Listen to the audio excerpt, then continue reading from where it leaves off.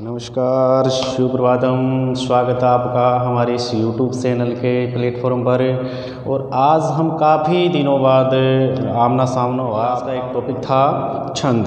तो देखते हैं छंद के बारे में बताते हैं। टॉपिक था अपना छंद। देखिए, छंद वैसे दो प्रकार के हैं। मानते हैं कि छंद संस्कृत की एक धातु है चद धातु से बना हुआ है। चद का फिर बाद में विस्तार करके एक छंद बना है। और छंद दो प्रकार के माने गए हैं, मात्रिक और वर्णिक। जिसमें मात्राओं की गिनती की जाती है वो मात्रिक छंद, और जिसमें वर्णों की गिनती की जाती है वो काव्य शास्त्र में छंद का बड़ा महत्व है। माध्यम से हम काव्य को एक तो लय प्रदान कर सकते हैं, गेयता आ जाती है, हम गा के भी जो छंद होते हैं उनसे हमें दो उपयोगिता पता चलती है कि एक तो क्या है कि काव्य शास्त्र में छंदों के माध्यम से हमें अभिव्यक्ति का जो अनुशासन है वो पता चलता है, क्योंकि इससे हम बड़े से बड़े शब्द को भी कम शब्दों में व्यक्त कर सकते हैं। दूसरी विशेषता ये होती है छंद की कि इसमें गेयता आ जाती है और लयात्मकता आ जाती है। हम किसी भी काव्य को बड़े अच्छे से हम गा करके और पढ़ करके सुना सकते हैं। यहाँ से दूसरी बात कि छंद जो होते हैं दो प्रकार के माने गए हैं, मात्रिक और वर्णिक। देखा गया है कि मात्रिक छंद जिसमें मात्राओं की गिनती की जाती है और वर्णिक छंद जिसमें वर्णों की गिनती प्रकार के माने गए हैं। पहला है सममात्रिक, दूसरा विषम मात्रिक,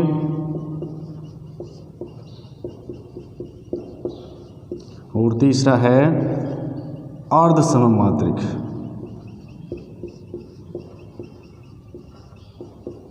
सममात्रिक वो छंद है जिसमें चारों चरणों की मात्राएं समान होती है। जैसे किसी पहले एक चरण में 25 मात्रा है, 26 मात्रा है, 24 मात्रा है, 12 मात्रा है, 13 मात्राएं हैं, तो दूसरे चरण में भी सेम उतनी ही होगी, तीसरे चरण में भी उतनी ही होगी और चौथे चरण में उतनी होगी। हालांकि इन चरणों को व्यक्त करने के लिए कभी कभी दो लाइनों का प्रयोग किया जाता है, जिसमें पहले और तीसरे चरण में, दूसरे और चौथे चरण में। लेकिन विषम चरण में ये होता है कि चारों चरणों की मात्राएं अलग अलग होती है, प्रत्येक चरण की मात्राएं अलग अलग होती है। किसी में 11 होती है, किसी में 13 होती है, किसी में 15 होती है और किसी में 16 होती है, अलग अलग मात्राएं होती है।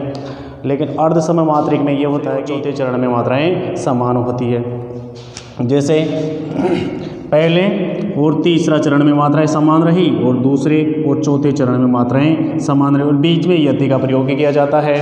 यति का मतलब होता है जहाँ हम थोड़ी देर के लिए रुकते हैं, जहाँ हम थोड़ी देर के लिए रुकते हैं उसे यति कहते हैं। और गति का मतलब जहाँ बड़े तेज गति से, यति का मतलब जहाँ विश्राम करते हैं, रुकते हैं थोड़ी देर के लिए, बोलते बोलते अगर रुक जाते हैं, विराम, जिसको हम विराम चिन्हों के माध्यम से भी प्रयोग करते हैं, वो यति। काव्य में पाद कभी 4 पाद भी होते हैं, कभी 6 पाद भी होते हैं। तो पाद जो होता है वो एक चरण होता है, जिसको हम चरण को ही पाद कहते हैं।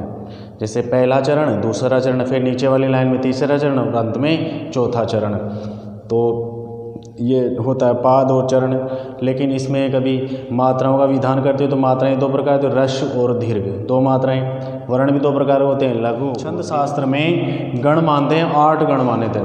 छंद शास्त्र हमें 8 प्रकार गण मानते हैं, जिसका एक सूत्र बनाया हुआ है, यमाता राजभान शैलगा, यमाता राजभान शैलगा। चलो हम इस सूत्र के बारे में थोड़ा राजभान शैलगा। तो इसमें यहाँ से स्टार्ट करते हैं। तो ये मतलब य गण, यगण लेते हैं। दूसरा है मैं, तो मैं गण मगण। तीसरा है तय, तो तय गण तगण। चौथा है रे, तो रे गण रगण। पांचवा है जय गण जगण। छठा है भय, तो भय गण भगण। सातवां है न, तो न गण नगण। आठवां है से, तो से गण सगण। अब अंत में है लय और गा। ये कोई गण नहीं है, इसमें है एक लघु है और गा, यानी एक गुरु है। एक लघु है, एक गुरु है। तो इनको अलग लिख देते हैं, एक लघु और एक गुरु। इनको दर्शाने के लिए हमें कुछ चिन्हों का प्रयोग करते हैं। जैसे लघु के लिए आई का प्रयोग करते हैं, बड़े वाले का, और गुरु के लिए हम एस का प्रयोग करते हैं। देखते हैं जैसे ये। अब इसमें ये देखा जाएगा कि मात्रा अगर सिंगल है, ह्रस्व है या लघु है, तो हम आई का प्रयोग करेंगे, मात्रा अगर दीर्घ है तो हम एस का प्रयोग करते हैं। जैसे इसमें ये में सिंगल मात्रा है तो हम आई का प्रयोग करेंगे, माँ में आ की मात्रा है मतलब दीर्घ है तो हम एस का प्रयोग करेंगे, ता में फिर हम दीर्घ है तो एस का प्रयोग करेंगे।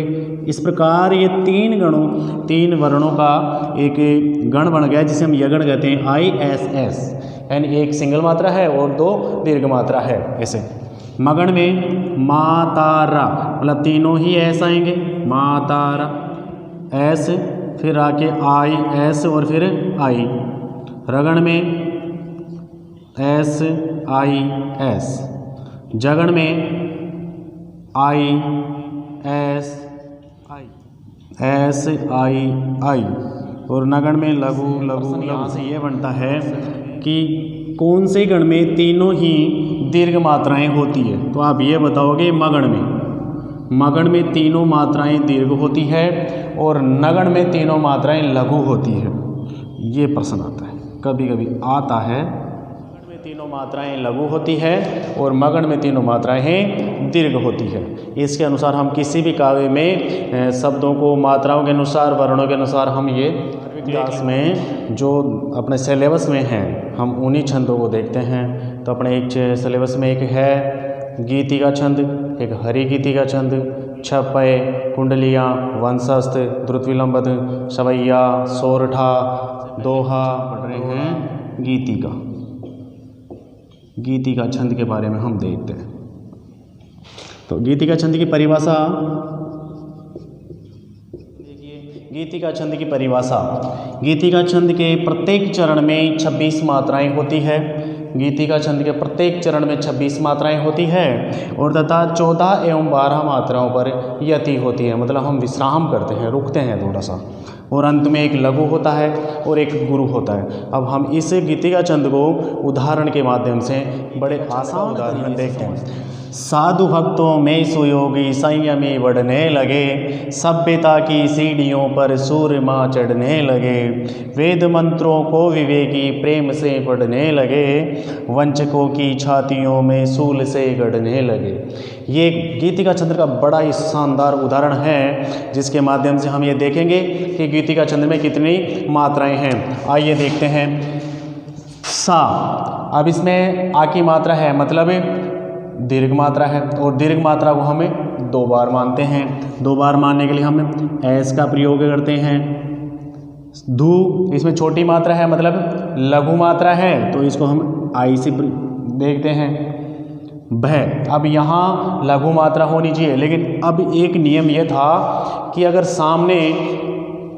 सामने अगर कोई अधूरा व्यंजन आता है तो उसके पहले जो भी व्यंजन है वो पूरा मान लिया जाता है, अर्थात वो दीर्घ हो जाता है। तो यहाँ ये अधूरा है लेकिन इसके पहले जो भय है वो उसको हम दीर्घ मान करके हम एस के दृष्टि से देखते हैं।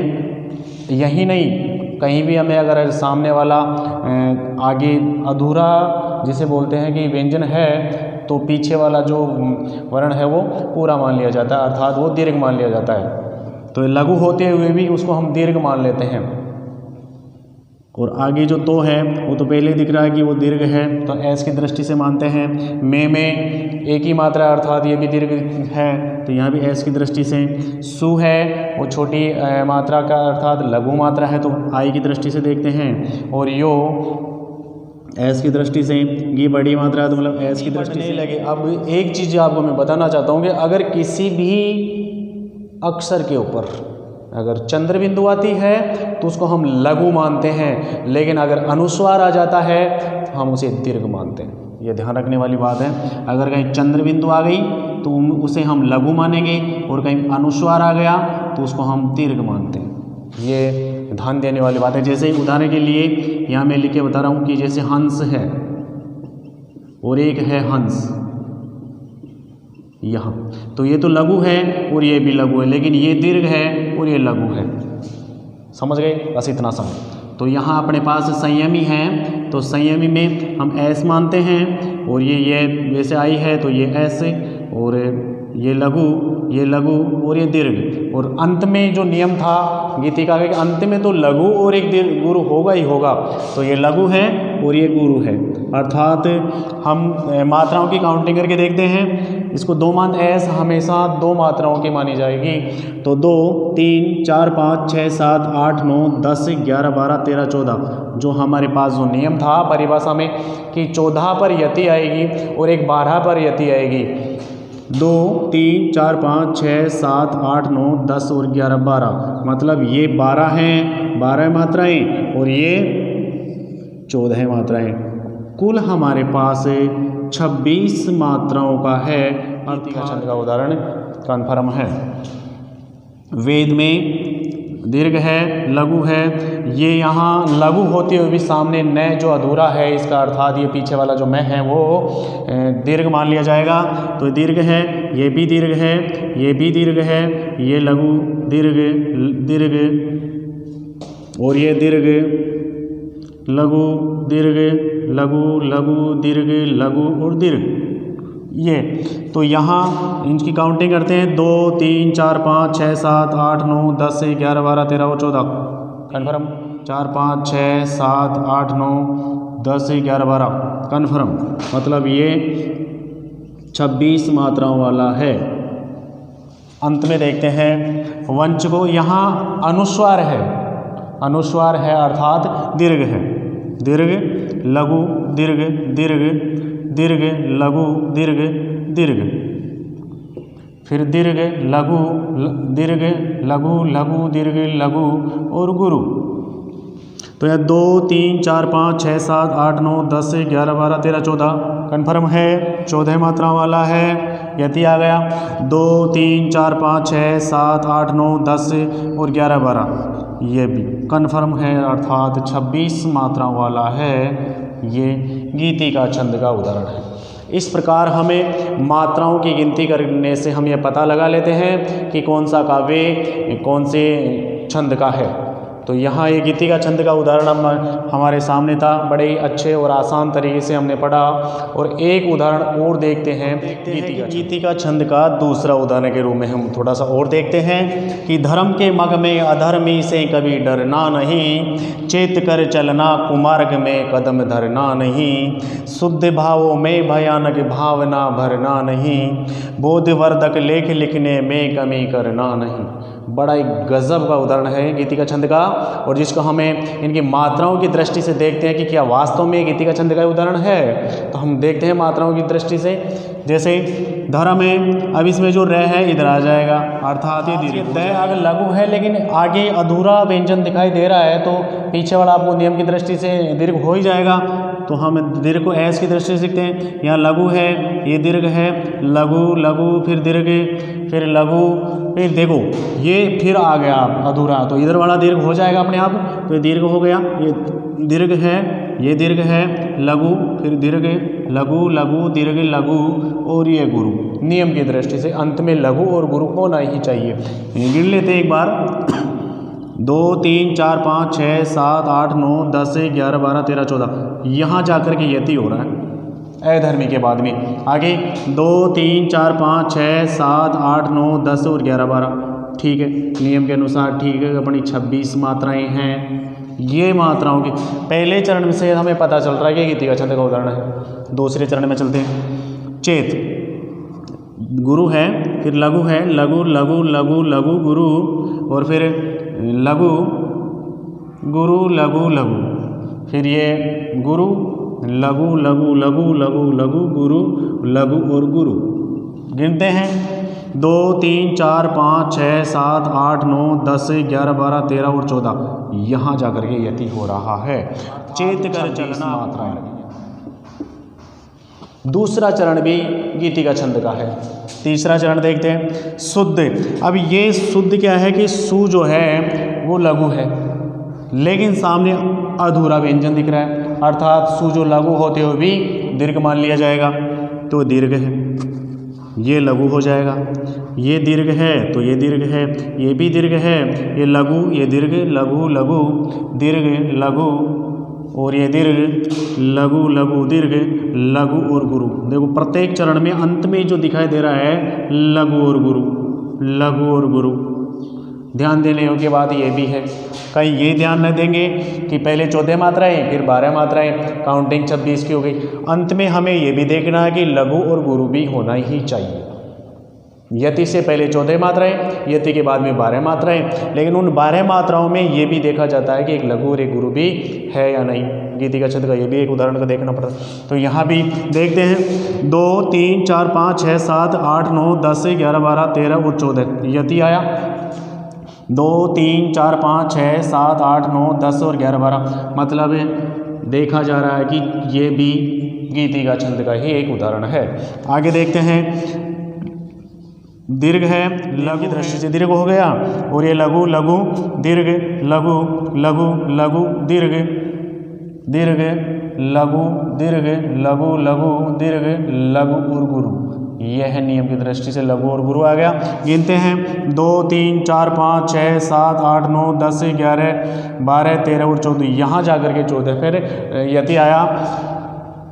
2 3 4 5 6 7 8 9 10 11 12, अर्थात ये पूरा जो काव्य था, पूरे चारों चरण हैं वो गीतिका छंद के ही हैं, क्योंकि चारों चरणों में नियम एकदम सटीक मिल रहे हैं हमारे को कि पहले 14 मात्राओं पर यति है, बाद में 12 मात्राओं पर, और अंत में एक लघु और एक गुरु। कुल 26 मात्राएं हैं, अर्थात ये गीतिका छंद का उदाहरण है।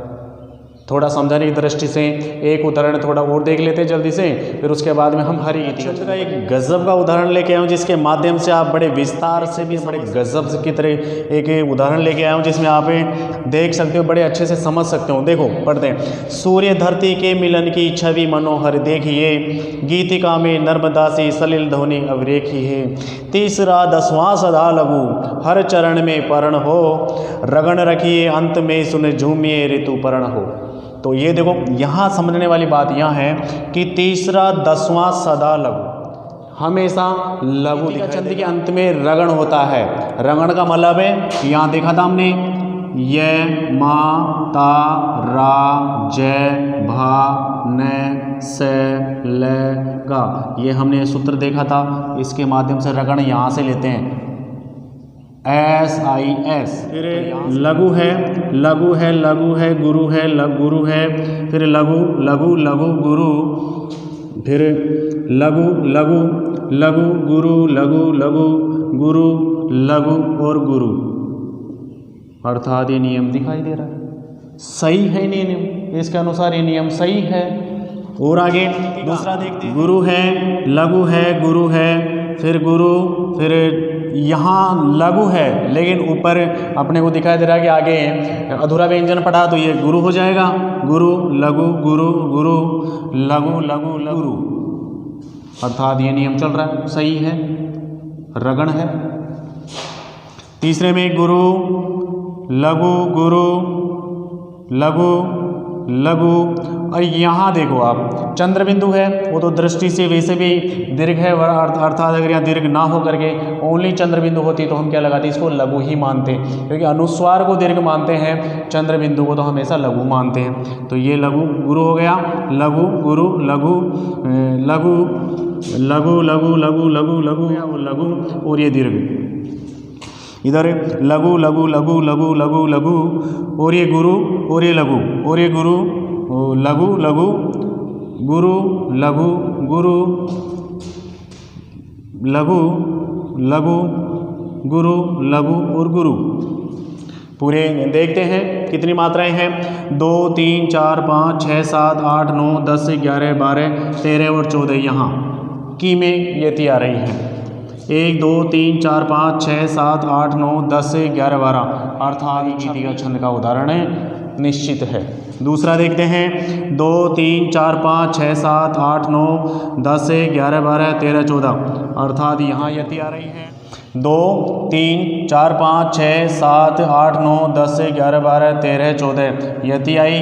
1 2 3 4 5 6 7 8 9 10 11 12, अर्थात 26 मात्राएं। 1 2 3 4 5 6 7 8 9 6 7 8 9 10 11 12 13 और 14, यहाँ यति आया। 2 3 4 5 6 7 8 9 10 11 12 अर्थात 26 का उदाहरण है, जिसमें अभी एक नियम ये मैंने आपको बताया था कि जहाँ तीसरा और 2 और 3 लघु, 1 2 3 लघु आ गया तीसरे नंबर पे। अब देखते हैं 10वें नंबर पे, 2 3 4 5 6 7 8 9 10 लघु, 2 3 4 5 6 7 8 9 10 लघु, 2 3 4 5 6 7 8 9 10 3 4 5 6 7 8 9 10 लघु। अर्थात ये जो था वो एकदम सही था।